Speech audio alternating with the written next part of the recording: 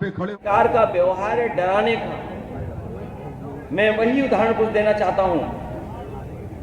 हालांकि कुछ बातें जो घटनाएं हैं उसमें कुछ मिलकर के कुछ और फैसले हुए हैं, लेकिन जो घटनाएं हम लोगों ने देखी और हाल में हुई हैं, इलाहाबाद में एक दलित को जला के मार दिया गया क्योंकि उसने जाति विशेष के लोगों के गेहूं काटने से मना कर दिया।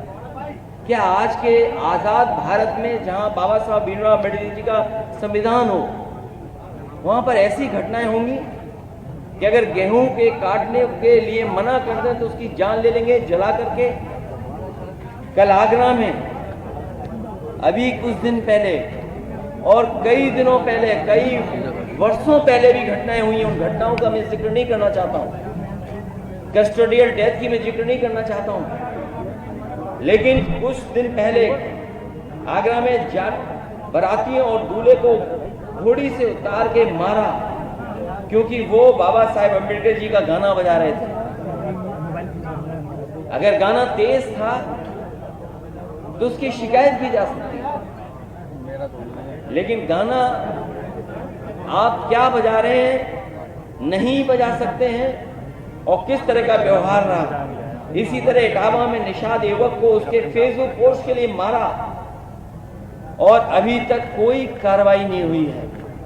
अभी हाल ही में फेसबुक पोस्ट लिख दिया, उसने वीरांगना फूलन देवी को लेकर के कुछ लिख दिया, उसको मारा और अभी तक मारने वालों पे कोई कार्रवाई नहीं हुई है।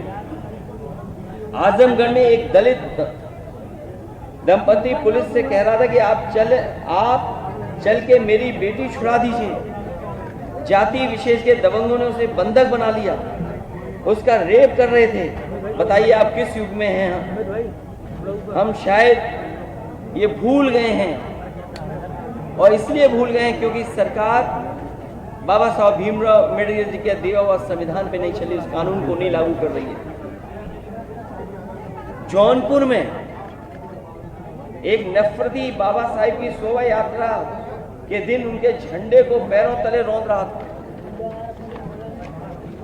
ये घटनाएं हुई हैं।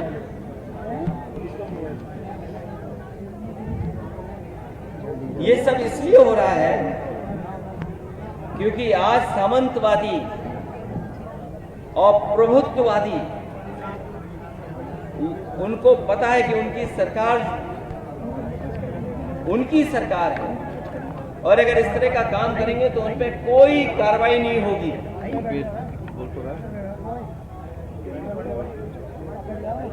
इसीलिए निषाद समाज की वीरांगना फूलन देवी को मारने वाला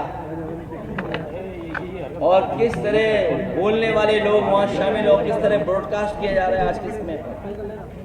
आज जब मैं अपनी पार्टी के दलित सांसद राजी सुमन जी के साथ खड़ा हूं तो याद होगा मुझे गोली मारने की धमकी मिल रही है। जैसे फूलन देवी जी को मारा जैसे वैसे तुम्हें मारेंगे।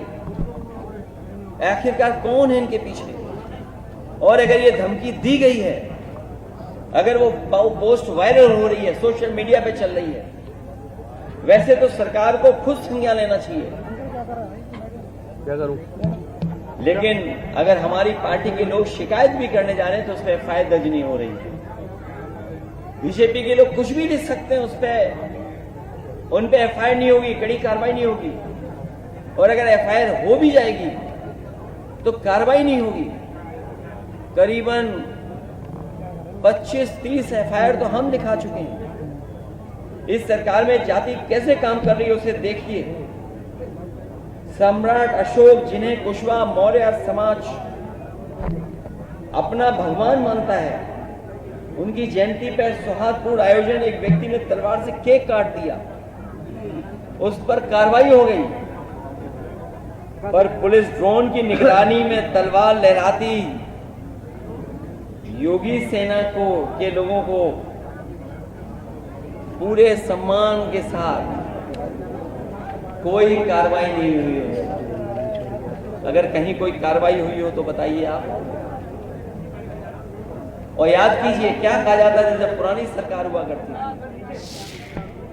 एक बहुत प्रतिष्ठित चैनल की मैं न्यूज के सेना के लोगों को पूरे सम्मान के साथ कोई कार्रवाई नहीं हुई उस पर। अगर कहीं कोई कार्रवाई हुई हो तो बताइए आप। और याद कीजिए क्या कहा जाता था जब पुरानी सरकार हुआ करती थी। एक बहुत प्रतिष्ठित चैनल की मैं न्यूज के आधार पर यह बात कह रहा हूं कि Yadav take over of UP police, मतलब यूपी की पुलिस में बस यादव हैं।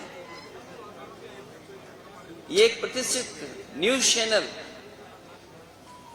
और ऐसी कई फर्जी खबरें चलाई जाती थी। केवल एक नहीं खबर चलती थी, बहुत सी खबरें चलती थी। लेकिन आज जो आंकड़े हैं 2025 के, वो खबरें कहीं नहीं चल रही हैं। आगरा में 48 थाने हैं। बताओ पीडीए कितने हैं इन थानों में? मैनपुरी में 15 थाने हैं। जो सरकार के स्वजाती लोग हैं, मैनपुरी में 15 थाने, 15 में 10 में हैं वो लोग। महोबा में 11 थाने हैं, 6 में सिंह साहब लोग। पीडीए के केवल 3 हैं। चित्रकूट में 10 थाने हैं, जायतन में सिंह साहब लोग बैठे हैं। यूपी एसटीएफ के बारे में हम लोगों ने कई बार सवाल खड़े किए। 21 अधिकारी हैं, 11 सिंह साहब हैं, 3 केवल पीडीए हैं। और ग्राफ भी लाया हूं मैं, अगर आप चाहें तो ग्राफ भी मैं दे सकता हूं, दिखा सकता हूं आपको।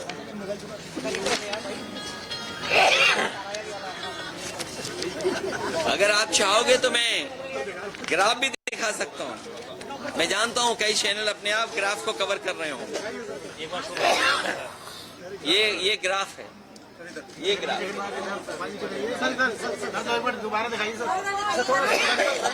ये है। ये तो मैं केवल 4 जगह का बता रहा हूं मैं आपको, केवल 4 जगह की बात कर रहा हूं मैं केवल। एसटीएफ का देख लीजिए आप,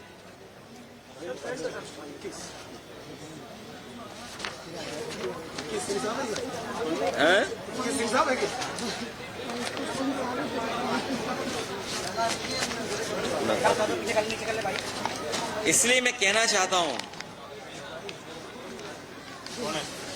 जो बात मैंने पहले कही मैं फिर कहता हूं।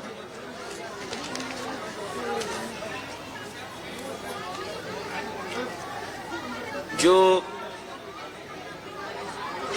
तथाकथित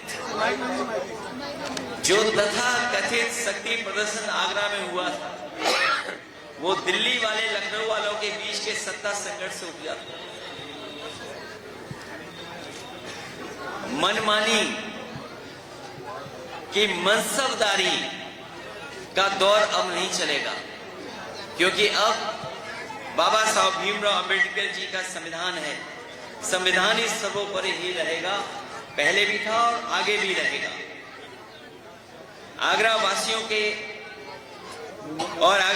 को आगे आकर के हिंसात्मक राजनीति का विरोध करना चाहिए।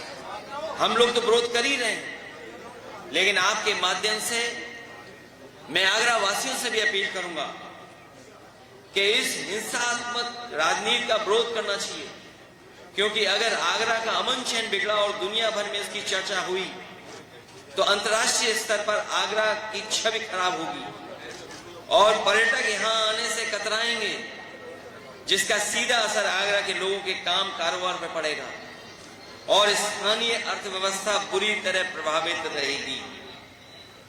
जिन लोगों ने केवल नफरत की राजनीति के लिए मुगल म्यूजियम का नाम बदल दिया, छत्रपति शिवाजी महाराज जी के नाम पर किया, अगर उनके नाम पर किया, किसी ने विरोध नहीं किया, हम लोगों ने भी विरोध नहीं किया। वो दुनिया का सबसे बड़ा आर्किटेक्ट उसके माध्यम से वो बन रहा था, लेकिन क्योंकि समाजवादी लोग बना रहे थे इसलिए वो म्यूजियम आगे भी नहीं बढ़ा, वैसा का वैसे दिखाई दे रहा है। उस म्यूजियम को बढ़ाया भी नहीं इन्होंने। जिस शहर को स्मार्ट सिटी बनाना था, जिस शहर को स्मार्ट सिटी बनाना था, वो शहर जाम में फंस गया, उलझ गया जाम में। जिस नदी के बारे में कहा कि हम यमुना साफ कर देंगे, यमुना नदी साफ हो जाएगी, मां गंगा को साफ करेंगे, आपके सामने है यमुना नदी को कितना साफ किया, मां गंगा को कितना साफ किया। ये जो मेट्रो का विकास भी दिख रहा है, ये समाजवादियों की देन है। इसी तरह बड़े पैमाने पे इन्वेस्टमेंट आए। यूपीएसआईडीसी से एक बहुत बड़े देश के एक उद्योगपतियों को लाने के लिए, एक बड़ा शहर बसाने के लिए संजय खान जी को भी हम लोग लेकर के आए थे, जमीन उपलब्ध करा दी थी। लेकिन सरकार की जो नियत और मंशा है, उसके तहत काम कर करके उनका भी काम रोक दिया, आज तक नहीं हो पा रहा है। इसलिए मैं आपसे कहना चाहता हूं कि ये जानबूझ करके पीडीए परिवार को और खासकर आदरणीय रामजी और सुमन जी को अपमानित करने के लिए काम किया था। समाज में जहर घोल दे इसलिए काम किया गया था, अपनी नाकामियों को छिपा ले इसलिए काम किया गया था। आज के लोकतांत्रिक देश में कोई नंगी तलवारें नहीं घुमा सकता है। नंगी तलवारें और किस तरह का भाषा और व्यवहार का इस्तेमाल हुआ है, जो आज भी सोशल मीडिया पे चल रहा है। और तब जब रामजी सुमन जी ने, जो हमारी पार्टी के वरिष्ठ नेता हैं, उनकी कही हुई बात हाउस के रिकॉर्ड से निकाल दी गई। अगर रिकॉर्ड से जो बात निकाली गई वो किस तरीके से सर्कुलेट की गई सोशल मीडिया पे, ये जिम्मेदारी विपक्ष के लोगों की नहीं है। अब भविष्य में भी अगर कोई बात सदन में कही जाए, और सदन कम से कम वो प्लेटफॉर्म है जहां अपनी बात रखी जा सकती है, जहां एक पक्ष कहा जा सकता है, दूसरा पक्ष भी कहता है। और इतिहास में कई ऐसे उदाहरण हैं जहां सदन में न जाने कितनी बातें कही गई हैं, लेकिन सरकार की जिम्मेदारी बनती थी उसको नहीं फैलाएं। लेकिन सरकार जानबूझ करके भोले भाले लोगों को कठपुतली बना करके उनसे राजनीतिक लाभ लेना चाहती थी, उसमें कामयाब नहीं होंगे। पीडीए परिवार जागरूक हो गया है और आगरा में हम लोग संकल्प लेते हैं कि न्याय का राज के साथ साथ सामाजिक न्याय के राज की स्थापना के लिए हम पीडीए परिवार के लोग एकजुट होकर के लगातार काम करते रहेंगे। मुझे याद है इस सरकार की नीयत, जिस समय 17 में सरकार बनी थी, उस समय जो आरक्षण व्यवस्था लागू थी, वो आरक्षण व्यवस्था अलग तरह से लागू थी। सुप्रीम कोर्ट के निर्देश और फैसले के बाद आरक्षण व्यवस्था और तरीके से लागू की गई थी। मुझे याद है कि जो मेरिट से भर्ती हुए थे नौजवान, उनका रिजल्ट कोर्ट में उलझा हुआ था। कोर्ट से जब फैसला आया और रास्ता साफ हुआ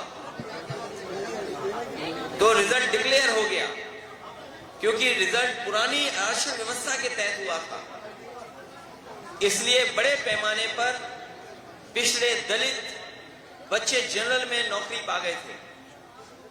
लेकिन इस सरकार ने 4 दिन बाद रिजल्ट बदल दिया और उसका परिणाम यह हुआ कि पिछड़े दलित और आदिवासी बच्चे जो जनरल में आ गए थे, उन्हें अपनी कैटेगरी में भेजा गया और उस कैटेगरी भेजने की वजह से 1700 बच्चे पिछड़े और दलित और आदिवासी नौकरी से बाहर कर दिए गए थे। मैंने अपने सामने एक कुशवा नौजवान को आगरा था, रोते हुए उसकी बात को सुना था और रोते हुए कह रहा था कि मैं भर्ती हो गया था, लेकिन मुझे भर्ती से निकाल दिया गया। आरक्षण मुझे मिल गया था, लेकिन मुझे आरक्षण से बाहर कर दिया गया। मैंने उस समय भी आश्वासन दिया था और उस समय उस कुशवा नौजवान से मैंने कहा था कि तुम्हारी मदद बीजेपी नहीं करेगी, क्योंकि ये लोग आरक्षण के खिलाफ हैं, आदि आबादी के खिलाफ है, पीडीए के खिलाफ है। अगर कोई तुम्हारी मदद करेगा तो वो समाजवादी लोग हैं। और मैं जानता हूं वो कुशवा समाज का नौजवान जो नौकरी पा गया था पुलिस भर्ती में, बीजेपी की गलत नीतियों की वजह से, उसके गलत फैसले की वजह से उसकी नौकरी नहीं लगी और नौकरी मिलेगी भी नहीं, आरक्षण से बाहर कर दिया गया। तो इनकी हमेशा नीयत ये रही है कि पिछड़े और दलितों का अपमानित किया जाए।